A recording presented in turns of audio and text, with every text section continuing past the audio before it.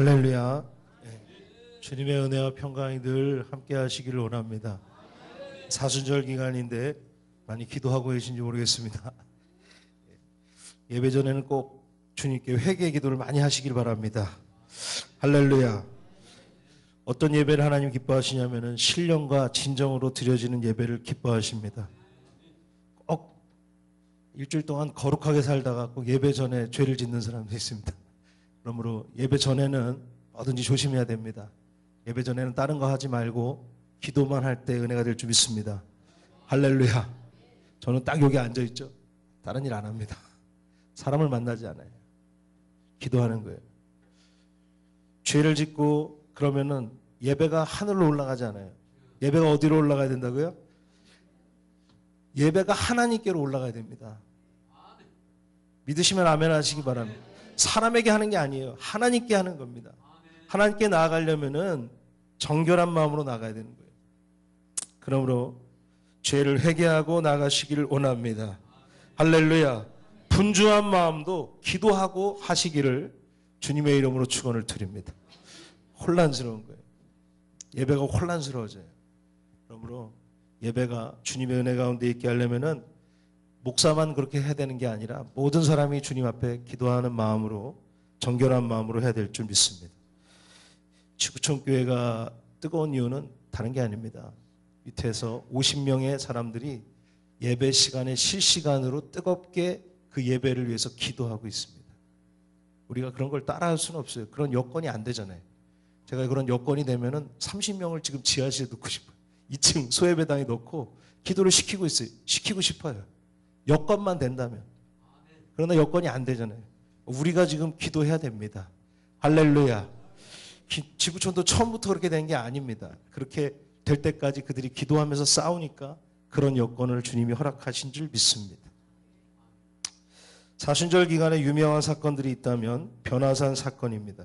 저 변화산 사건이 마태, 마가 그리고 누가복음에 언급되고 있지만 요한복음에서는 언급되지 않는 사건입니다.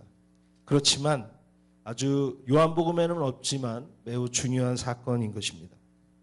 베드로와 요한과 야고보가 예수님과 함께 산에 올라갑니다. 그래서 아주 높은 산에 올라가서 이제 기도를 하는데 항상 예수님은 제자들과 같이 있지 않으시고 제자들보다 더 높은 곳으로 가세요. 그래서 기도를 하고 있는데 바로 오늘 변화산 사건이 일어나게 됩니다. 예수님의 용모가 변화되고 옷이 휘어져서 광채가 나는 것입니다.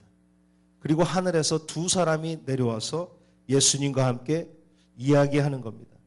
그래서 그 두 사람이 이야기한 것은 다른 것이 아니라 예수께서 예루살렘에서 죽으실 것에 대한 그 얘기를 하는 것입니다.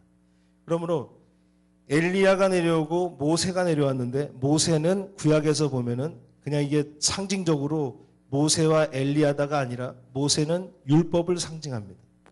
엘리야는 구약의 예언을 상징하는 겁니다.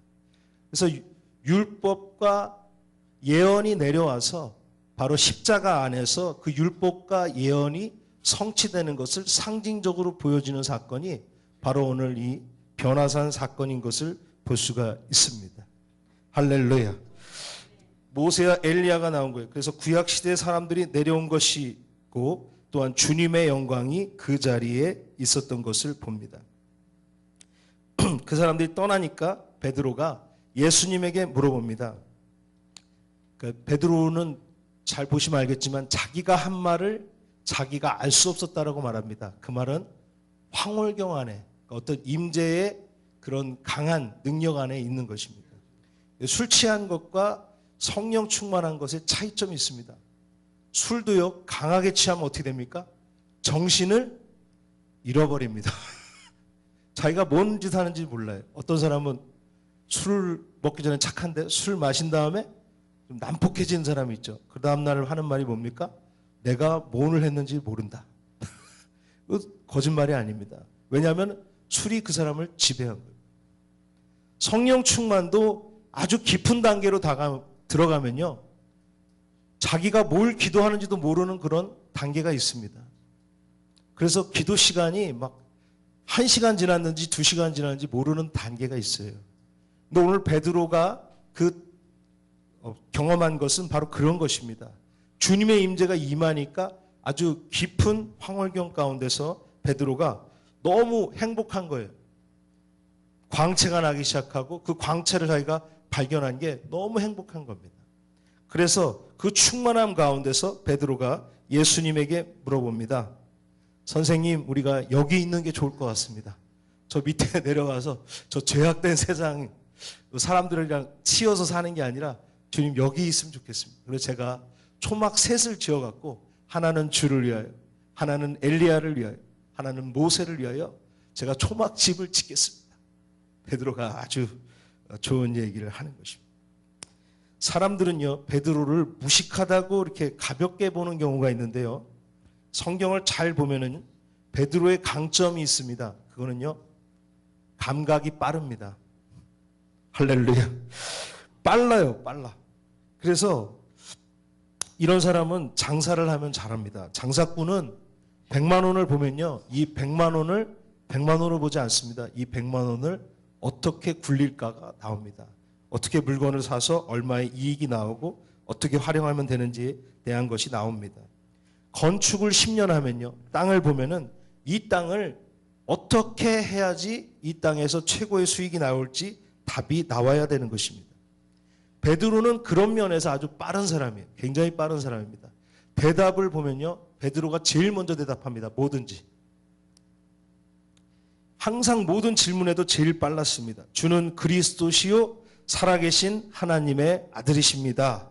할렐루야. 무리를 걸으라 할 때 제일 먼저 무리를 걸은 사람도 베드로예요. 항상 빠른 거예요. 뭐든지. 은혜도 빠른 것이고 영적인 감각도 제일 빨랐던 사람이 베드로입니다. 예수님의 제자 12명 중에서 제일 유명한 사람을 3명으로 말합니다. 베드로와 세베대의 아들들. 그러니까 세베대의 아들들은 야고보와 요한이죠. 그러나 수제자를 말한다면은 베드로인 것입니다. 베드로를 빼놓고 수제자를 얘기할 수가 없는 겁니다. 왜 베드로가 수제자가 되는지에 의의가 없냐면, 그렇게 무식한 사람이 뭐 세리나 이런 똑똑한 사람들도 많이 그 제자들이 있는데 베드로가 수제자 되는 것에 대해서 많은 사람들이 의의를 갖지 않았다는 거예요. 그거는 대단한 일입니다. 그 이유는 뭐냐면 베드로는 영적 감각이 굉장히 빠른 사람입니다. 여기 계신 모든 분들에게 영적인 센스가 있으시기를 주님의 이름으로 축원을 드립니다. 할렐루야. 무식하지만 영적인 센스가 있기 때문에 그는 수제자로 쓰임을 받았고, 한 번 설교할 때 3,000명이 회개하는 놀라운 역사가 일어난 것입니다. 그냥 일어난 게 아닙니다. 오순절 펜타코스트 사건이 일어났잖아요. 오순절에 성령이 임할 때 각종 방언으로 다 이야기하기 시작할 때에 베드로는 거기서 뭘 합니까? 많은 사람들이 몰려오기 시작할 때에 제자들은 그 방언에 심취했을 때 베드로가 뭘 합니까? 자리를 정돈시키고 하나님 말씀을 거기서 전하는 거예요. 거기서 많은 사람들이 회개하는 것입니다. 그리고 그 펜타코스트, 그 성령의 임재 사건, 성령의 사건이 그 사람들을 통해서 아주 빠른 속도로 전달된 것입니다. 거기에 베드로가 있었던 거예요. 변화산 사건을 보니까 이 베드로는 아주 인간적으로 계산이 빠른 사람입니다. 벌써 계산이 나온 거예요. 변화산 사건을 보니까 답이 나오는 거지. 어떻게 해야 되는지. 성경에서 말하지 않지만 베드로는 영감이 빠른 사람이라고 생각이 됩니다. 주는 그리스도시요 살아계신 하나님의 아들입니다. 주님 물어보시죠. 너희는 나를 누구라고 생각하느냐. 주는 그리스도시요 살아계신 하나님의 아들이십니다. 믿으십니까? 그 말을 할 때 주님 뭐라고 말씀하십니까? 바요나 시몬아 네가 복되도다. 그러나 그것을 알게 하는 것은 네 입에서 나오는 것이 아니고 너의 지식에서 나오는 게 아니라 너희 안에서 너희에게 가르쳐주신 그 성령님의 은혜가 있었다고 말합니다. 하나님의 은혜가 있었다고 말합니다. 하나님의 감동으로 그 대답을 했다라고 말하는 것입니다. 바로 이 베드로가 성령의 감동을 잘 받는 사람이었다라는 것입니다. 예수님은 기도하러 산에 올라가셨습니다. 예수님의 옷은 휘어지기 시작했습니다. 광채가 나기 시작했습니다. 모세와 엘리야가 하늘에서 내려왔습니다. 유대인들에겐 정말 꿈에 그리던 사람들이 내려온 것입니다. 그런 모습을 보니까 베드로는 이런 모임을 자주 만들면 좋겠다. 그래서 거기다 사당을 만들겠다라는 생각을 하게 된 것입니다. 33절 말씀 우리 한번 같이 읽겠습니다. 시작. 두 사람이 떠날 때 베드로가 예수께 여짜오되 주여 우리가 여기 있는 것이 좋사오니 우리가 초막셋을 짓되 하나는 주를 위하여 하나는 모세를 위하여 하나는 엘리야를 위하여 하사이다 하되 자기가 하는 말을 자기도 알지 못하더라. 아멘.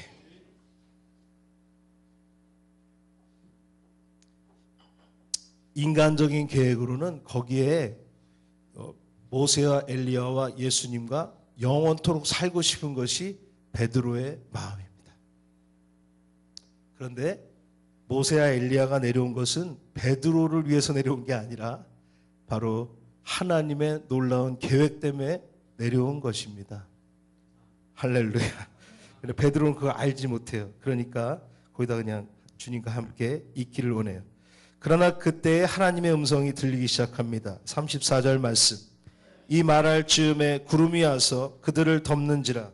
구름 속으로 들어갈 때에 그들이 무서워하더니 구름 속에서 소리가 나서 이르되 이는 나의 아들 곧 택함을 받은 자니 너희는 그의 말을 들으라 하고. 할렐루야. 하나님의 음성이 구름 속에서 들려오기 시작합니다. 너희는 예수 그리스도의 말을 들으라. 이것이 하나님의 음성인 줄 믿습니다. 두 번째가 나오는 것이죠. 여기서 하나님의 뜻과 우리의 뜻은 같을 수도 있지만 다르다. 하나님의 뜻은 우리와 다르다는 것입니다. 베드로는 주님의 영광 안에서 주님과 오래도록 주님과 함께 살고 싶었습니다. 어떻게 보면 그것은 인간의 마음인 것입니다. 욕심입니다. 그러나 하나님의 뜻은 무엇입니까?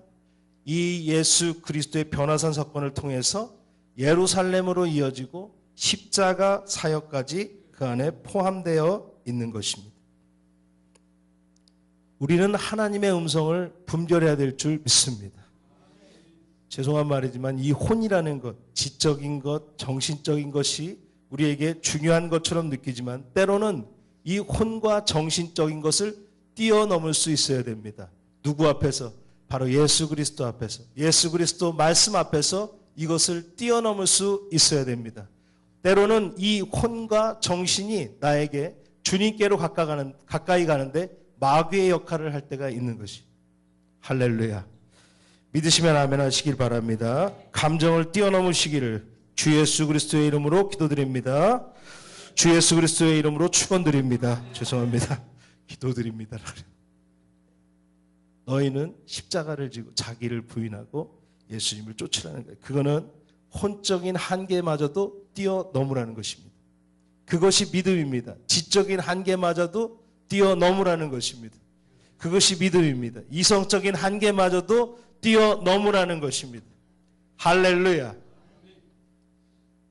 그러므로 인간의 차원으로 계산하지 마시고 하나님의 차원 속에서 하나님의 답을 구하는 은혜가 있으시기를 원합니다. 하나님의 차원과 우리의 차원은 다른 거예요. 우리는 기껏해야 4차원.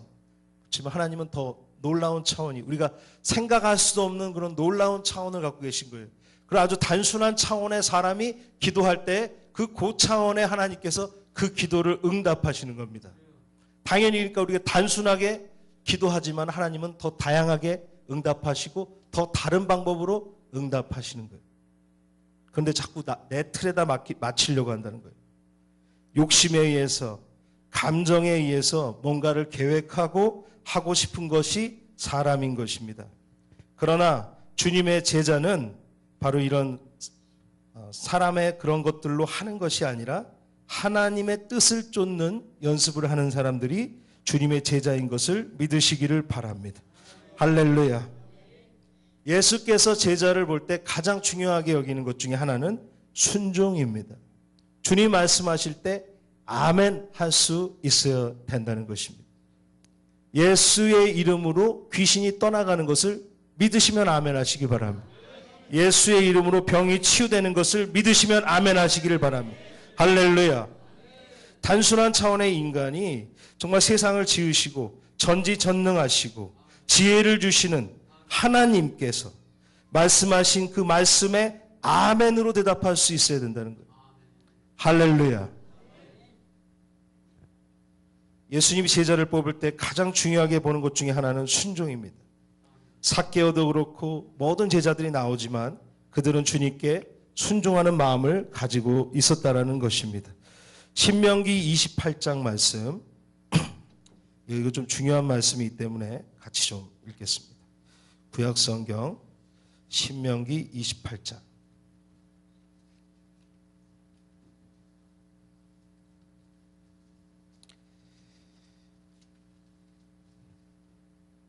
예, 303페이지죠.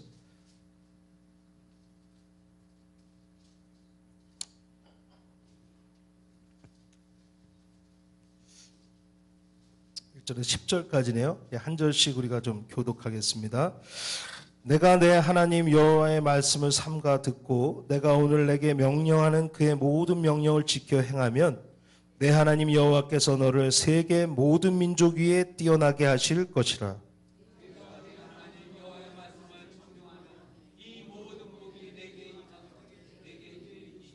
성읍에서도 복을 받고 들에서도 복을 받을 것이며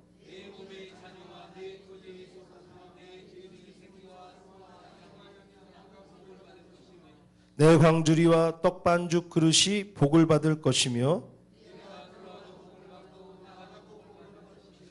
여호와께서 너를 대적하기 위해 일어난 적군들을 내 앞에서 패하게 하시리라. 그들이 한 길로 너를 치러 들어왔으나 내 앞에서 7길로 도망하리라.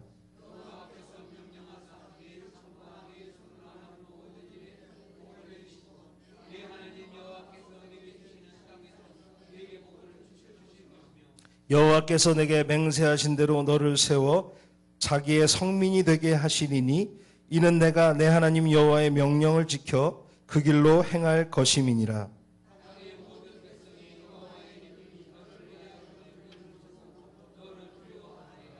아멘. 이게 신명기 말씀입니다. 1절 말씀 보면은 내가 내 하나님 여호와의 말씀을 삼가 듣고 내가 오늘날 내게 명하는 그 모든 명령을 지켜 행하면 내 하나님 여호와께서 너를 세계 모든 민족 위에 뛰어나게 하실 것이라. 할렐루야. 순종할 때 이런 복이 있는 것입니다.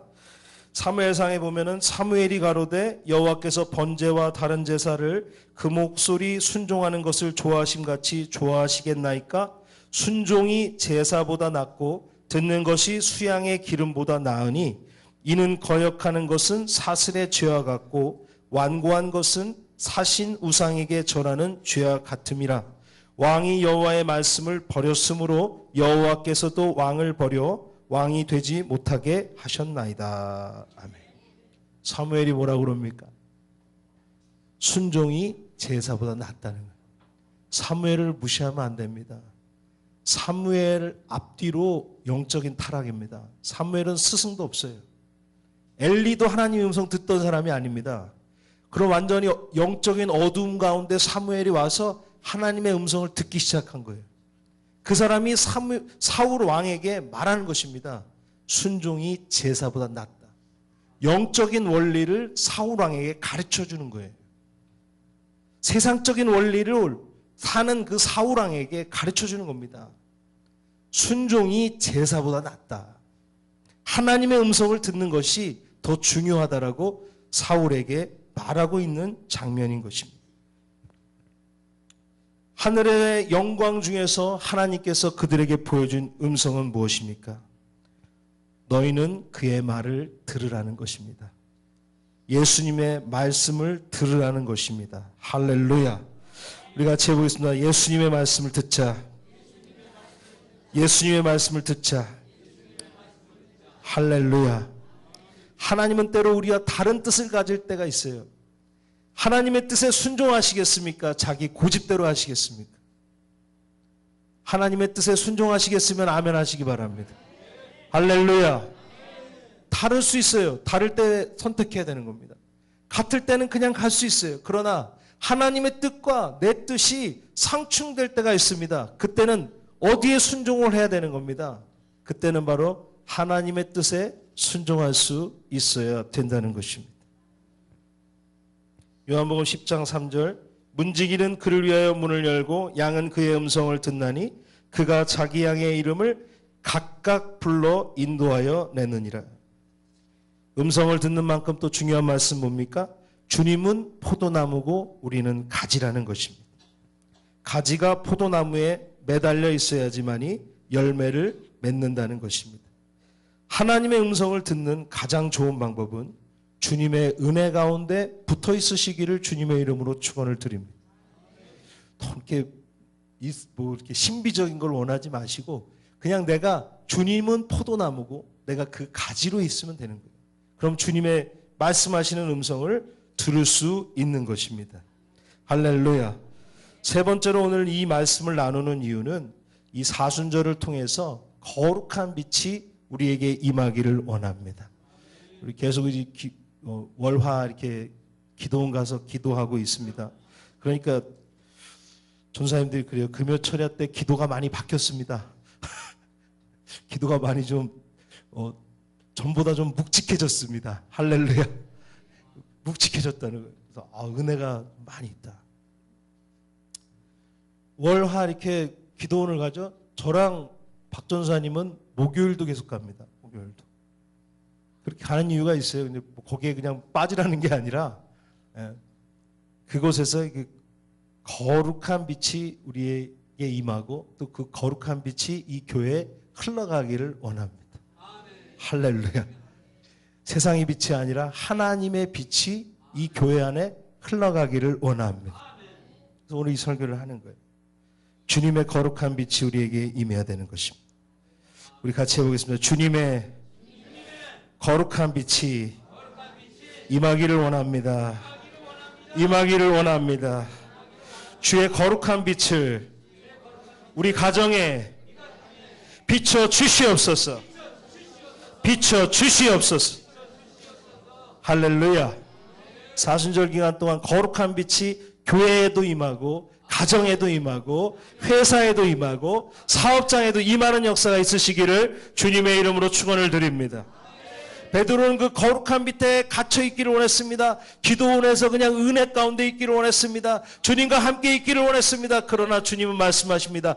가라, 저 세상을 향해. 이 빛을 갖고 저 세상을 향해 가라. 이 빛을 갖고 세상으로 내려가라. 하나님의 일을 해라. 우리가 빛과 소금의 역할을 해야 되는데 빛이 없어요. 소금 역할을 해야 되는데 소금 맛이 없어요. 그 거룩한 빛과 그 소금의 맛을 주님에게 발견하시고 주님 안에서 받으시기를 주님의 이름으로 축원을 드립니다. 거룩한 빛은 두 가지 의미를 가집니다. 첫 번째로는 광채입니다. 빛입니다. 범접할 수 없는 그 빛나는 광채입니다. 거룩한 빛이 임하면은 어둠이 떠나갑니다. 거룩한 빛이 임하면 더럽고 추악한 것들이 떠나갑니다. 할렐루야. 죄가 해결되면 악한 영의 역사도 끊어지는 것을 믿으시기를 바랍니다. 죄가 해결돼야 됩니다. 치유 사역을 하는 분들 중에서 실제로 병원 의사들이 있습니다. 의사분들이 치유 사역을 또 해요. 정신병원이나 또 뇌 수술을 하는 그런 의사분들이 또 영적인 교회에서 치유 사역을 하는데 그분들이 말하는 공통점이 있습니다. 정신적인 병을 가진 사람이랑 그 사고로 인해서 뇌의 질환을 가진 사람이랑 상처받을 때의 그 뇌의 모습이 비슷하다는 거예요. 큰 상처나 충격을 받을 때 그 뇌의 모습이 비슷하고 행동이 비슷하다는 거예요. 원수가 큰 사건을 통해서 그 작용하는 것들이 있다는 것입니다. 그러므로 거룩한 빛이 임함으로 어둠이 떠나시기를 주님의 이름으로 축원을 드립니다. 상처가 해결되시기를 주님의 이름으로 축원을 드립니다. 상처가 해결되고 악한 생각이 떠나가야 될 줄 믿습니다. 죄가 해결돼야 되는 것입니다. 그럴 때 거룩한 빛의 역사가 있는 것입니다. 두 번째로는 성령님의 충만함으로 문제를 이겨내는 것입니다. 할렐루야. 성령님의 충만함으로 문제를 극복하시기를 주님의 이름으로 축원을 드립니다. 야곱이라는 사람이 창세기에 나옵니다. 구약에 나오죠. 야곱이 에서를 만나러 이제 귀향을 할 때, 야곱이 이제 금이 환향을 해야 되는데 막 마차를 끌고 가는데 무슨 소리를 들었냐면은 자기 형 에서가 400명의 사람들과 중무장을 하고 지금 달려오고 있다는 소식을 들어요. 자기가 형한테 사기치고 도망갔었잖아요. 20년 됐는데. 형이 지금 400명이랑 중무장하고 달려온다니까 어떤 꾀를 쓰냐면 마차를 하는데 처음에는 금과 은을 마차를 가득 채워갖고 보냅니다. 금과 은. 그래서 금으로 먼저 사람의 마음을 녹이려는 세상적인 방법이죠. 금과 은을 가득 실어서 보내고 그 다음에는 자기 자녀들과 아내들을 실어갖고 보냅니다. 또 형인데 그래도 자기 자녀들을 보면은 혹시 자기를 또 연민의 마음이 있어서 용서하지 않을까 그렇게 보내고 이제 자기는 이제 마지막 마차를 타고 맨 뒤에서 아주 한참 떨어진 데서 가고 있는데 평안했을까요? 불안했을까요? 이 불안이 해결되지가 않은 거예요. 그래서 아주 미치겠는 겁니다. 인간적인 방법을 다 썼는데 모든 술수를 다 썼는데 아무래도 안 되는 거예요. 야복강에서 괴로워할 때 누구를 만납니까? 하나님의 사자를 만나서 거기서 씨름을 하는 거예요. 환도뼈가 부러질 때까지 씨름을 하고 환도뼈가 부러지고 여호와의 사자는 떠났는데 야곱이 뭐가 임합니까? 담대한 마음이 임하는 거예요. 할렐루야. 상황은 바뀌지 않았습니다. 그러나 이제는 형을 만날 수 있는 거예요. 두려움이 없는 거예요. 두려움이 사라지게 되는 것입니다. 문제는 뭡니까? 바로 문제도 똑같고 야곱이 처한 상황도 똑같지만 야곱에게는 하나님으로부터 온 평안함이 있었다는 것입니다. 하나님께서 지켜주시니까 그의 마음을 지킬 수 있었다라는 것입니다. 이것이 바로 주님 안에 있는 자의 은혜인 줄 믿습니다. 거룩한 빛이 비춰지면은 문제는 똑같습니다. 그러나 마음속에 두려움이 사라지고 문제를 뛰어넘는 담대함과 은혜를 주시는 그 주님을 만나게 되는 것을 믿으시기를 바랍니다. 주님 우리에게 말씀하십니다. 두려워하지 말라. 두려워하지 말라 하는 말씀하시는 그 담대함을 주시는 주님의 거룩한 빛을 경험하는 귀한 사순절 기간 되시기를 주님의 이름으로 축원을 드립니다. 요즘 같이 기도하기를 원합니다. 오늘 이 시간 기도할 때 주여 거룩한 빛이 저에게 또 우리 가정에 임하여 주시옵소서. 거룩한 빛이 임하기를 원합니다. 내 마음으로는 부족하오니 주님의 은혜 가운데 살게 하여 주시옵소서.